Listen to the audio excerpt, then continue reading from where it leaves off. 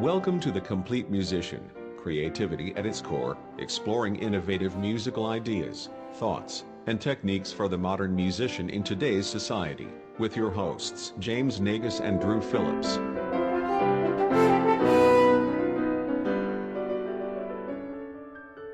Hey everybody, and welcome to another episode of the Complete Musician Podcast. I'm Drew. We are here today, and we're so excited that we have a guest here today. We have Miss Ashley Hall. Hooray!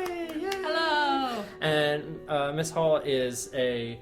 can I say Ashley? Is that okay? Yes. Okay. I don't know. Formality. She is a trumpet soloist, a master teacher, a career coach. She does all the things and does them amazingly. And so we are excited to welcome her here today to talk about everything.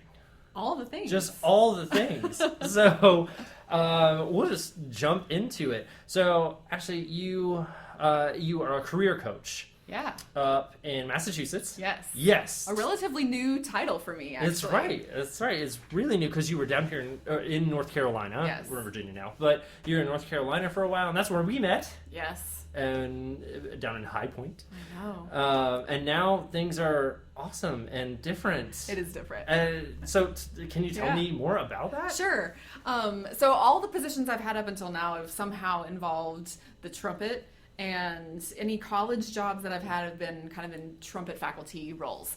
And so alongside of that, I've always had this interest in counseling, mental health, wholeness, whole development of artists.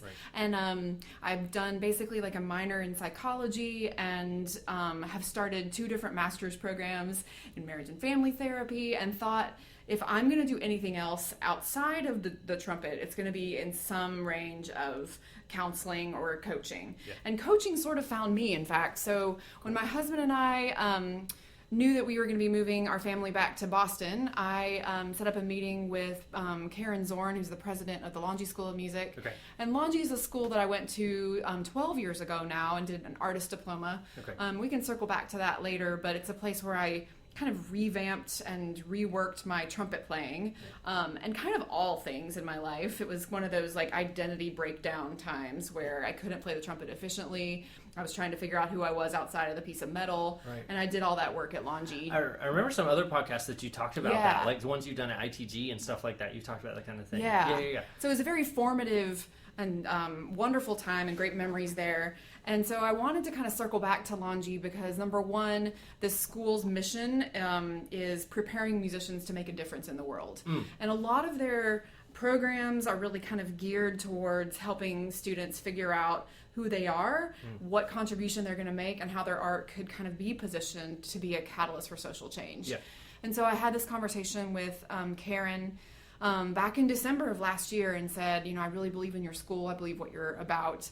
Is there anywhere that I could potentially plug in when we move back to Boston? And she said, well, in fact, we're really trying to build a brand new coaching program at Longy, and we just started the kind of early conversations with an organization whose name is called Graydin, Graydin, and mostly they've been addressing educational institutions in the UK and don't have a lot of schools yet in the US and have never had a music school. But their vision is for taking coaching, and I'll define this in a minute, but and taking it into making it become a self-sustaining culture of an institution where we show up for students in a way that values them as whole and capable, where we see students as already having the answers, and our job is to help pull that out. Right. And so it was really attractive to me to join in on this training that they were just about to start. And then the position basically of getting to build a program was kind of laid before me. And that's really groundbreaking for a school of music to recognize and to put into action, because it's like we were saying a little bit earlier, a lot of conservatories and schools of music aren't doing that. That is not the traditional model, is to recognize a student as, you already have the answers, let's just accentuate them and let's pull them out of you. It's you learn from master. Yeah. You come in and this is your sensei, and you learn from that person. And that's so not what the world is evolving to. That's right. And that's not, that doesn't build up a student as much as it could. Yeah. And I think there's still roles for both. I mean, I think the role of an incredible teacher and mentor is essential for our development. We wouldn't be the musicians that we are without teachers who pushed us and said, no, that is just an inefficient way to play that phrase. Absolutely. Yes. And no, you're just not making that transition well, or you're using way too much tension here, or that's not the right lip air balance. Let's try this. So, I think that there has to be that, and there also has to be space for students to be able to develop these other facets of what make them whole and human, in addition to them being this musical part. So it's been a huge, I think, so often we think about the things that we wish that we had in conservatories, and if someone had said, your desire to make amazing visual art could be paired with your amazing ability as a trumpet player, and how would you pair those two things and create an amazing product, I would go like, what? Right. Like, you mean I could do these things simultaneously? Right. You think, wait, I can make a meaningful life that takes these seemingly disparate passions to me, but starts to say, no, we want you to start to integrate those, because you'll be more whole, and the world needs your creativity. And because you're an individual person that has a unique voice to share, and I think that's super important. It reminds me of Tracy Friedlander's podcast, Crushing Classical. Definitely. It reminds me of that, like about that. making your career, and I just think that's really cool. It's so important. So, awesome. Yeah. Very cool. Yeah, so it's new, it's fun. Yeah. I love that. And so you're teaching trumpet up there too? Right now, I'm listed on the trumpet faculty, Yeah. and I've got a few students that are kind of working their way in for Awesome. next year. But primarily my role there is as coach. So I meet with 7 to 8 students daily, and we talk about their values and their goals and what makes them feel fulfilled and that kind of work. That takes a lot of time. Like, I know that, and that also, I'm sure it makes you really emotionally invested in the students. Yeah. And I think that's really hard as a teacher, is getting emotionally invested. It's almost a parental role, almost. Like, my wife and I don't have kids yet, but I feel for the students that come in here, and I see their growth and development, and I see what they're going through in life and everything, and that's just playing. Yeah. If you're thinking about their careers and their future and everything, that is so important that you're plugged into everything that's going on in their lives, because you're right, it's not just playing, it's not just what they do, it's who they are as a person. Yeah. And like, are you getting enough sleep? Right. Are you eating? Questions like that. Did you eat today? Right. Like, you're not going to be able to focus in the practice room unless we talk about like getting to bed on time and what you need to take care of yourself. That's Things right. like that. Right. And okay, so speaking of that, a balance. Yeah. That is one of the things that James and I have talked about extensively on some of our podcasts, is balance. And I want to talk about you having this new job and thinking about in your past and all that kind of stuff for current collegiate people, for current educators, for current anything. Balance. Yeah. So when it's so difficult. What are some strategies that you find that help you with being? And you travel all the time. You've been traveling now. This is the end of your little. Is this the end of your little tour? Because you were That's right. Last week. You were in Pennsylvania. I was. And like a couple weeks ago, you Amazing were memory. everywhere. Yeah. I had a little Midwest tour. Yeah, and a few things. So you've been all over the place. Yeah. And I know you're excited to get back home to your family. Yes. I know this is really exciting, and spend some more time there. Right. But how do you balance, and what strategies do you find to balance all of the travel, to balance the work, to balance you got to keep your trumpet chops up, to balance family? What do you do, or what are some strategies that you found helpful, or things that did not work? Because I know things that did not work for me. So, first of all, I try to say that it's a work-life challenge. Mm-hmm. So it's like solving a little puzzle, and you have to figure out when you're going to do certain things and how you prioritize them. And we do have 2 kids, and so it's that question of, how can I show up and be present for them? Right. What things do I also need in order to feel like I'm able to be present with them? Right. But I would say the first thing for me to being able to kind of do all of these things, like being able to travel and still play a recital and is number one, I have to let go of the expectations that I had when I was 22 of having to practice for 3 to 4 hours a day. It's just not a reality. It's not. No. So teacher chops are like a real thing, and like real life chops. I tell my students all the time, like, this is the most practice time you're gonna have. Like your time. It's true. This is your safe time.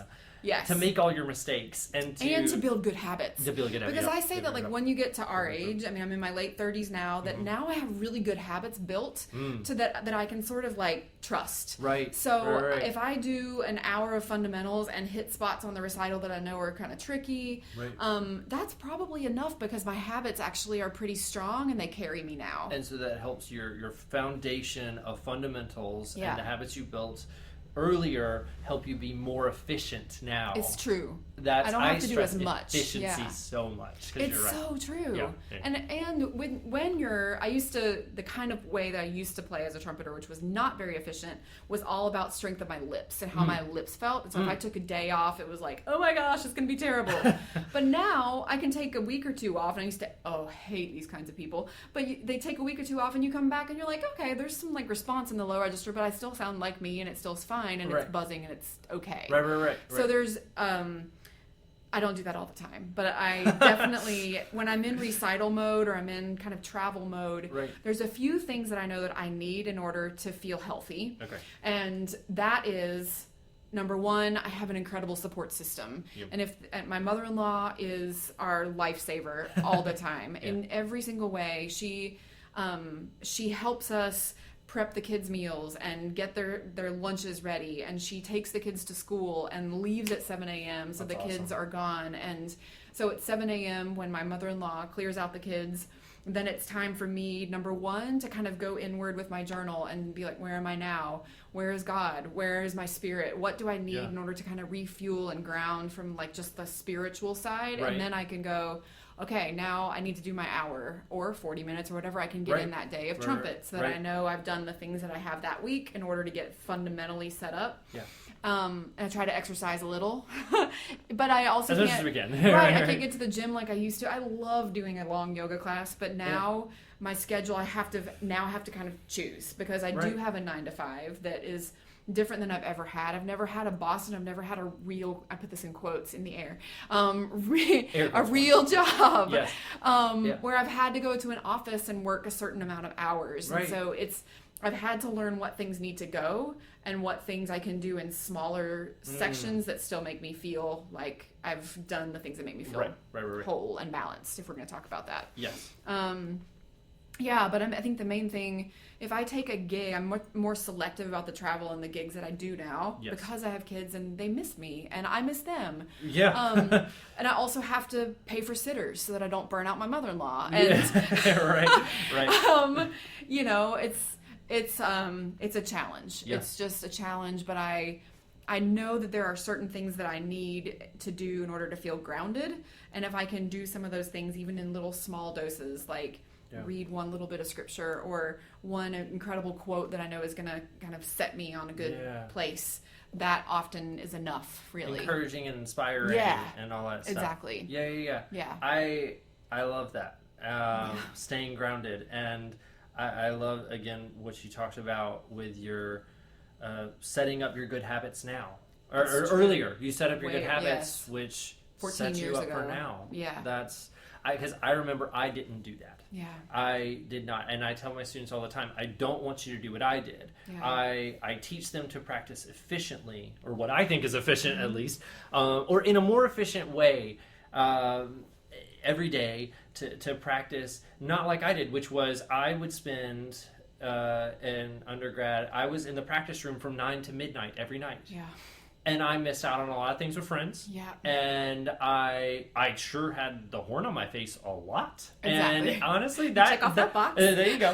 For 3 hours, and I finished the end of the night, and I was burned. Yeah. And the next day, sometimes it would be really hard because I would also come in early and warm up for the day because if I didn't get my warm up in, then I felt like the day was a failure and unproductive. And of course, at that point in my life, I thought I needed 30 to 45 minutes. I was not being efficient. Now, I would not throw out elements of that warm-up that I did because I still use them to this day. Of course. But I've become a lot smarter about what I need to do. Yeah. And I tell my students, don't do that. Don't make those mistakes. Exactly. But anyway, the balance that you're also talking about, there are so many other things that go into your musical career than just your playing. Yeah. It's so much more than that. And you mentioned, for you, the priorities are constantly changing for us as you get older.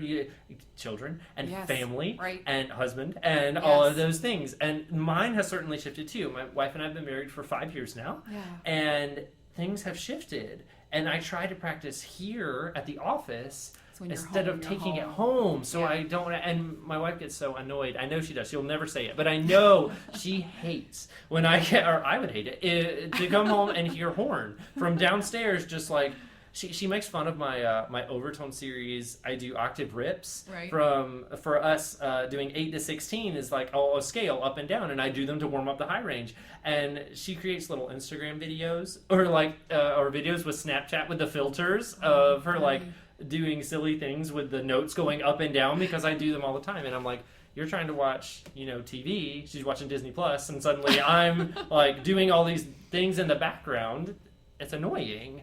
And so my priorities have totally changed Right. from when I was living by myself. Right. And when I was in school. And so you're right, I stress to the students that there are these other things you have to fit in. Yeah. You have to be efficient in your studies and your foundations of practicing the things that you need to do what you need to, and then go home.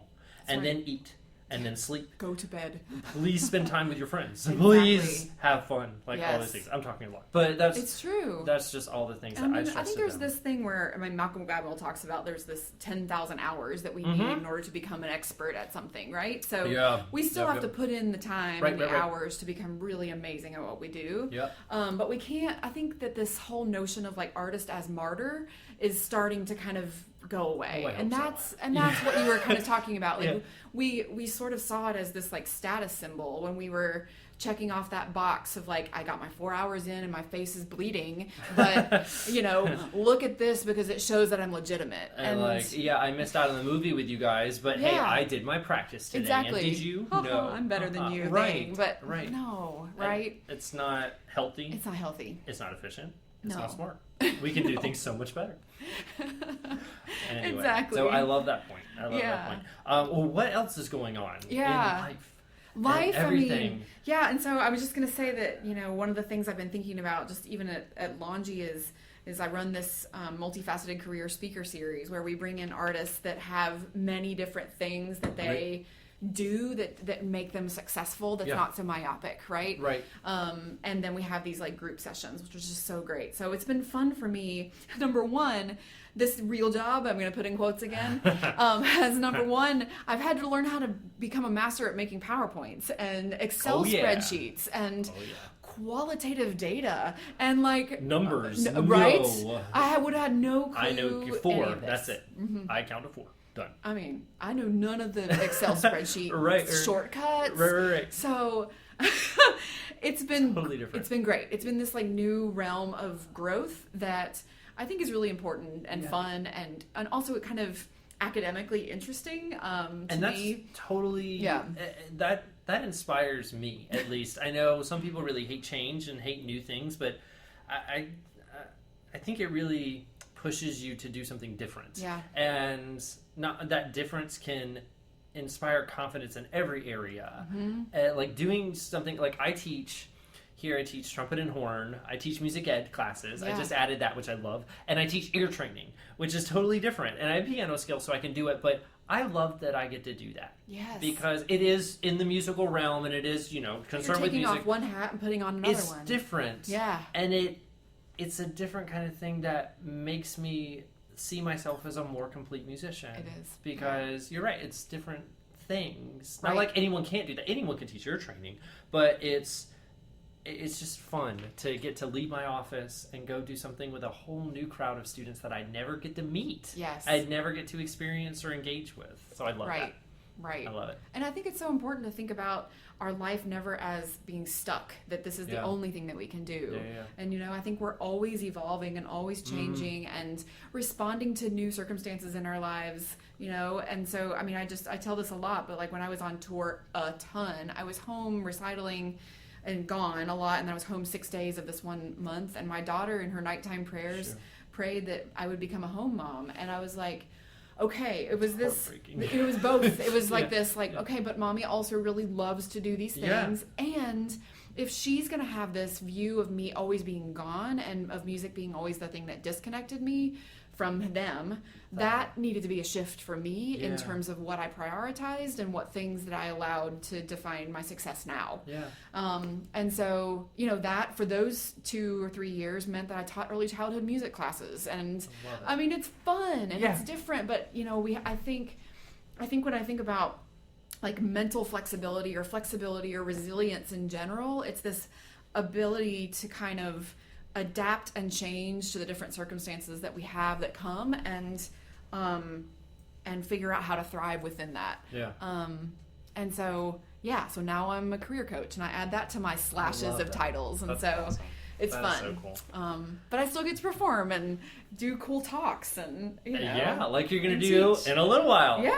Because we're at Liberty right now, and we're gonna do a lecture soon. Well, you're gonna do a lecture. I'm going to attempt to accompany you on Carnival of Venice. That'll be fun. We have to perform first. Hooray! And then a master class and that kind of thing. I want to ask you another question or two, okay, about you. Because one of the things that I love about you and why I'm so excited about you being here is that you, and maybe you'll talk about this in your talk, but you perform with the most joy of anyone. The first time I saw you perform, other than playing in that little graduation ensemble that we first met, so that was not real. But then I heard you perform in NCSA.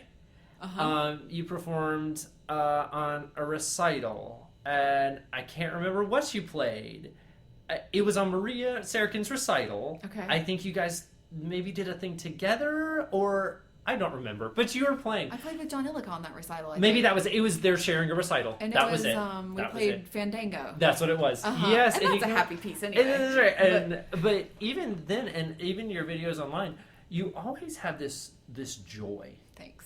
Always smiling, and even if it's like something serious, I mean, you're not smiling, but you have a presence on stage that is joyful. How did you develop that? Because I think, and you know this too, when people watch you perform, they're at ease. Yeah. Because it's comfortable. You look like you're enjoying it, and because of that, the crowd enjoys it. Yeah. How do you develop that? As you're playing or doing anything? I mean, I think as teachers we can take that too, because if you're uncomfortable in your teaching, your students will be uncomfortable. If you're uncomfortable in any career, your clients or whoever will be uncomfortable. So how do you develop that joy? Like, what is your mindset, or what kind of exercises or thought process do you go through to get there? Okay, so I could give you a very long answer to this. But I'll try to keep it sort of succinct. There's this book by Kenny Werner called Effortless Mastery. And I think it's in this book where he talks about that as musicians, we forget that our job is to play. Play. Like the word play, which is what children do, and which is this gift of creativity is supposed to be play. But we think it's so serious, and we show up and we forget that our job is to actually play and connect. And so I will say that naturally my affect is pretty joyful. I'm a happy person in general. But I used to pick up the trumpet and get ready for performances and go into like dark mode and not be happy and be afraid I was going to mess up, and really struggled. And my husband said, he was like, this person that I married to and love, and that, you know, is so joyful, is not the person that shows up when you're getting ready for performances. There's just fear. And so what is it going to take to get those two to start to meld? And so I did a lot of journaling. I've always been a big journaler. I read a lot of Brené Brown, whose books really changed my life and my world. Her books, Daring Greatly, about being vulnerable. And sharing your authenticity with audiences, and being willing to kind of step into a space where you're willing to connect more deeply at a human level have been huge for me, because that's the way that I am normally. And so I didn't know why I had this disconnect when I put the trumpet up. Right. I did 6 months of no performing and just did therapy and worked through layers, kind of some cognitive behavioral therapy, but just some like body work around how to actually show up and be more free in myself and and more confident, and to stop believing some of the lies that I'd kind of put on myself and given to myself. And so I will say that it's an ongoing process, and that even this morning when I played the Carnival of Venice twice with the Roanoke Youth Symphony in front of thousands of children, 30 minutes prior to going on stage, I was journaling through my fear, the stuff that still shows up, so that I acknowledge that there's these two things. You're about to do something and share something vulnerable, so there's going to be this like, oh my gosh, and then there's this letting go and standing in confidence that I've developed into this kind of journaling practice. And also that I'm going to talk about in my Taming the Gremlin, Turning Up the Champion talk a little bit later. Right. That then makes me say, these are just kids and humans, and we're just in this fun experience of play. Yeah. And so when I show up and walk out on that stage, it's not my job to be perfect and to present something that's somehow disconnected. It's to show up and be human. Yeah.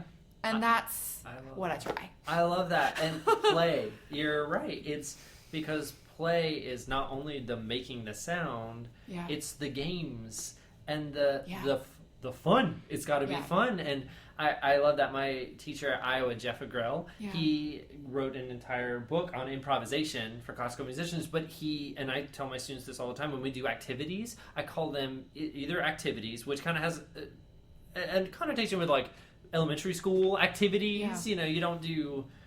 in high school, it's like, let's not do an activity. It's like, let's do this assignment, which has a terrible connotation. Or I say, let's play a game. And games are so much more fun. And I love that. So play, that has such a different connotation. It does. And that's what we do. We're supposed to be fun. Playing our instruments. Yeah. It's like why we did it is not because we hated it. It's we're doing it because we love it. Yeah, exactly. So I love that. And again, that's what I see, and I think a lot of people see when you perform. Thank you. So I'm excited to hear your talk about that. It's going to be really fun. Yeah, I'm excited about it. Well, I think we've gone for a little while. Is there anything that you also, other than all the wonderful things that you do, is there anything you want to plug that you're listening to, like podcasts or books or anything, other than ones you've already mentioned? Sure. So I will say that's my champion, like the books that are like the thing that I go to get me into a frame where I recognize that the thing that I do on the trumpet and who I am as a person is valuable to the world. Number one book that I really recommend a lot is Elizabeth Gilbert's Big Magic, Embracing Creativity Beyond Fear. Okay. And she did a series of podcasts after she released Big Magic that are all about getting people in the arts to become unstuck from their places of fear and out into their creativity and the things that kind of is beckoning to them to be created. Yeah. So I listen to those podcasts a lot, especially her talk with Brené Brown, because it's just an incredible talk, and there's just a lot of synergy. Some of the stuff that we talked about earlier about the martyrdom thing is mentioned in this as well, and it brings a lot of health and truth to our journey as classical musicians, as artists in this field. Right. And then, so anything by Brené Brown, I recommend. And then one of the things in my Taming the Gremlin talk is this little piece by Rich Madison, who is a jazz euphonium player. And there's a few YouTube clips that maybe we can even link to. One is his experience with Louis Armstrong in the studio, and Louis Armstrong turning his recording studio into a personal chapel, into 10,000 people for connection. Wow. And it was just this deep spiritual experience for him of, he's not thinking about missing notes, he's thinking about communicating joy. Yeah. And so that one, and then this other one by Rich Madison called Music is an Incredible Gift, that helps me remember that music is actually a gift to be given to people, not something that, is somehow for us to just hold and to be afraid of. Right. And so those are my go-to when I need pump ups. Those are the things that I think of first. Awesome. Yeah. Very cool.